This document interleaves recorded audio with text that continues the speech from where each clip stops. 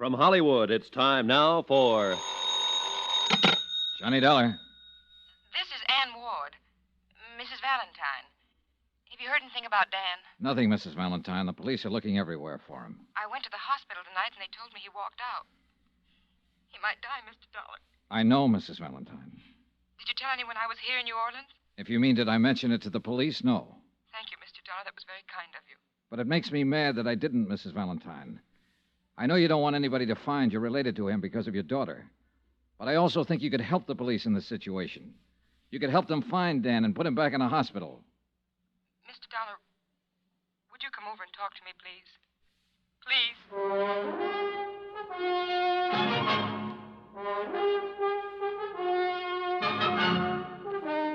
Tonight and every weekday night, Bob Bailey in the transcribed adventures of the man with the action-packed expense account, America's fabulous freelance insurance investigator. Yours truly, Johnny Dollar.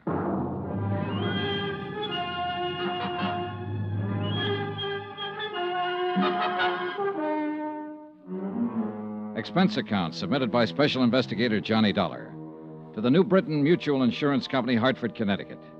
The following is an accounting of expenditures during my investigation of the Valentine matter.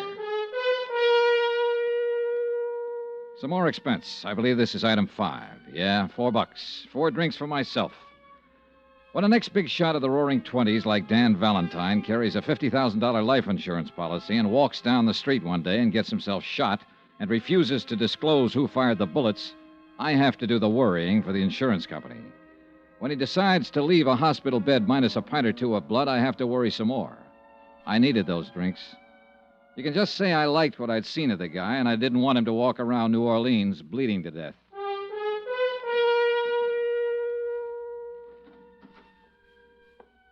In here, please, Mr. Dollar.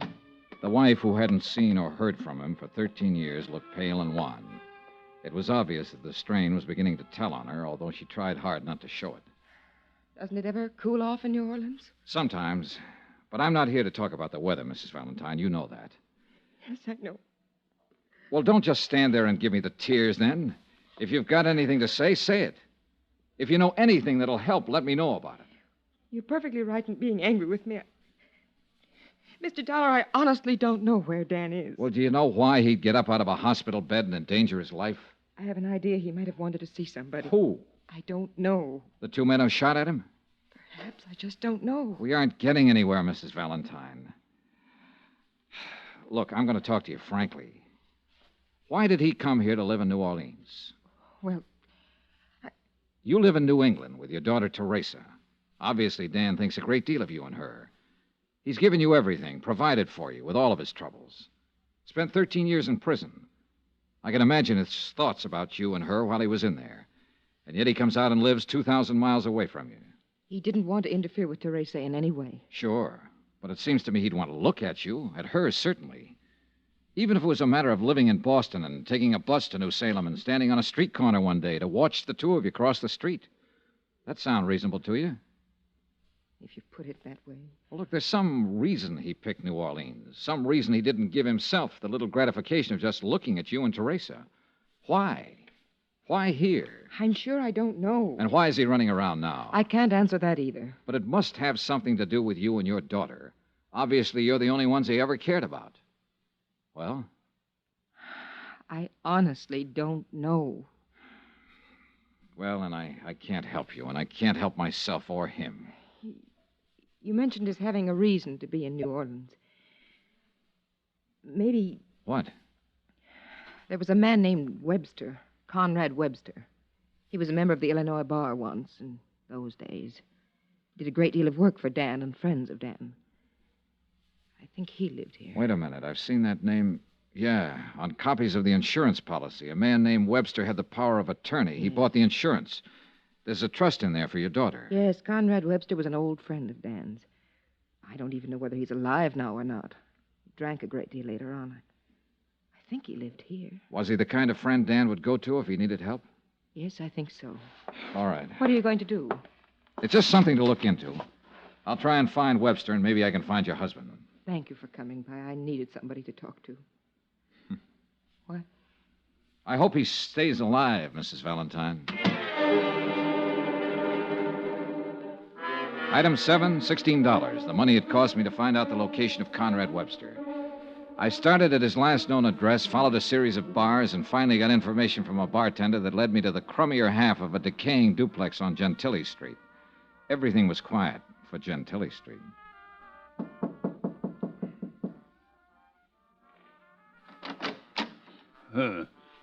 Young man, the drugstore delivers what I need most. The telegraph office what I dread most. Obviously, you represent neither, and therefore you are no concern of mine. Wait a minute. Are you Mr. Webster? Conrad Webster? I am he, and I am drunk and disheveled, and it is 3:00 in the morning. I'd like to talk with you. May I come in? You may not. This isn't exactly the hour for making calls, but I did stop by and pick up something to take the edge off. Sid. Huh? It's bonded. Oh, inside. Now then, you were going to apologize. Here you are, Mr. Webster. Oh, well.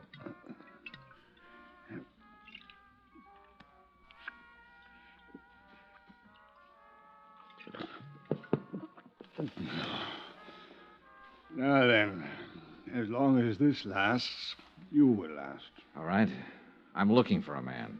The entire world is looking for a man. Just one man. A man they blindly presume will break off these shackles that bind us and lead us forth into eternal justice. Yeah, sure, but that's not why An ironic anticipation. I'm talking about Dan Valentine. You are? Yes, I'm a friend of his. No. No, you don't come from that place. The pallet is not with you. You lie. I didn't say I was in jail with him. Then where else would he have made friends these long years? He's out of prison now. He's been out for 3 months. And I'm aware of that. Did you know he was shot at yesterday? 3 hours ago, he left his hospital bed. I thought he might have come to you. Is he here? He is not. Do you know where he is? I do not. Mr. Webster, if Valentine isn't back in the hospital pretty soon, he'll die. Why is the phenomenon of death so persistently alarming? So he will die. They all die. Usually from a bullet. And that's what's going to happen to him. 2 bullets he stopped yesterday. Do you understand me? Acutely. You've impressed me with the urgency of his situation. But Dan Valentine is not here, nor has he been here, nor has he contacted me, nor do I know where to contact him. All right, Mr. Webster, all right. I guess I believe you. Your concern for him is a distressing irritation. Well, what is the reason for it? I'm an insurance investigator, and it's my job to keep him alive. More than that, I like him. I told you I was his friend. I think he deserves to live. You, his friend? No. You are too young to be his friend. His friends, for the most part, are gone. Like the long years. Like Homburg hats and the Charleston and Lime Ricky. The ones who are left are broken and tired and faded. With old faces like mine, like his. And we should be gone, too. Another age is here. This is my sadness. As for yours, Dan Valentine should never have lived in that age or this age. He was meant to be an explorer, a pioneer who conquered a wilderness, not a racketeer who conquered a west side. Are you sure you're his friend, Mr. Webster? I once thought so. He once thought so. Now, I haven't strength enough to be anyone's friend. What's your name? Johnny Dollar. Good night, Mr. Dollar. The look in Conrad Webster's eyes held the same sort of sadness I had seen in Valentine's eyes. But they were different, too. They held a weakness.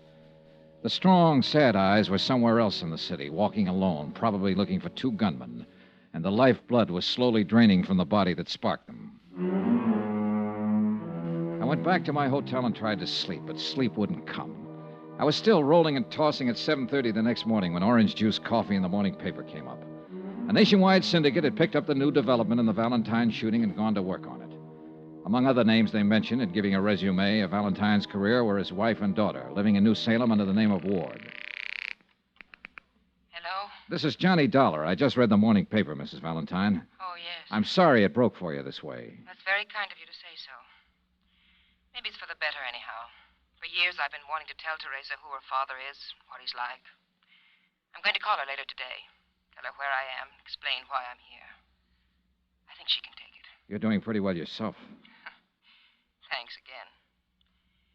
Any word yet? No, we still can't find him.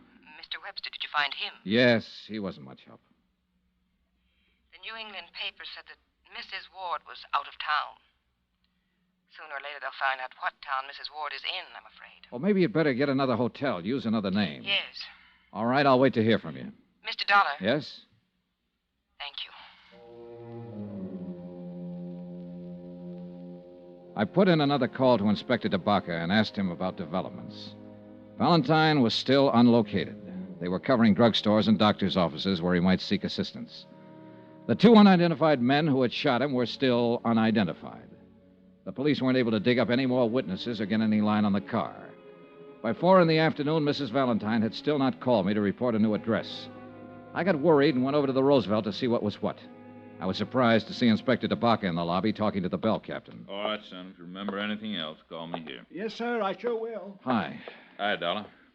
Well, you want to talk first, or you want me to? All right, I'll talk first. Mrs. Valentine's been staying here under the name of Ann Ward. You knew that. Yeah. Why didn't you say anything to me? She asked me not to. Doesn't make any difference now, anyhow. That boy over there called us a little while ago. He said that Dan Valentine came in here this afternoon, went upstairs, came back down 15 minutes later with Mrs. Valentine. They both left together. Yeah, he must have seen the story in this morning's paper and guessed she was in town. That's the way I see it. Well, we're right back where we started from, and I'm about sick of it. We're a little better off. 2 people are easier to find than 1. We found them, all right, at 7 o'clock that night. And it was easy. 3 squad cars were already drawn up in front of the little hotel. And I noticed with a sinking heart that a hearse was there also. Dan Valentine and his wife were dead.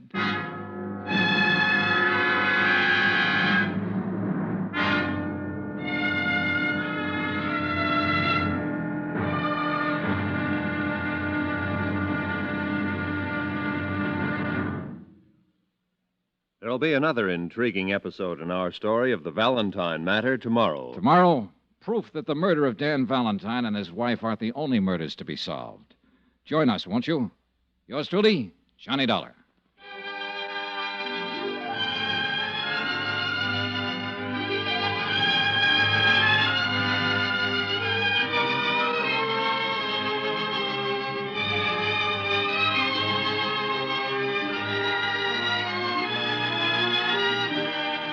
Yours truly, Johnny Dollar, starring Bob Bailey, is transcribed in Hollywood. Written by John Dawson, it is produced and directed by Jack Johnstone. Be sure to join us tomorrow night, same time and station, for another exciting episode of Yours truly, Johnny Dollar. Roy Rowan speaking.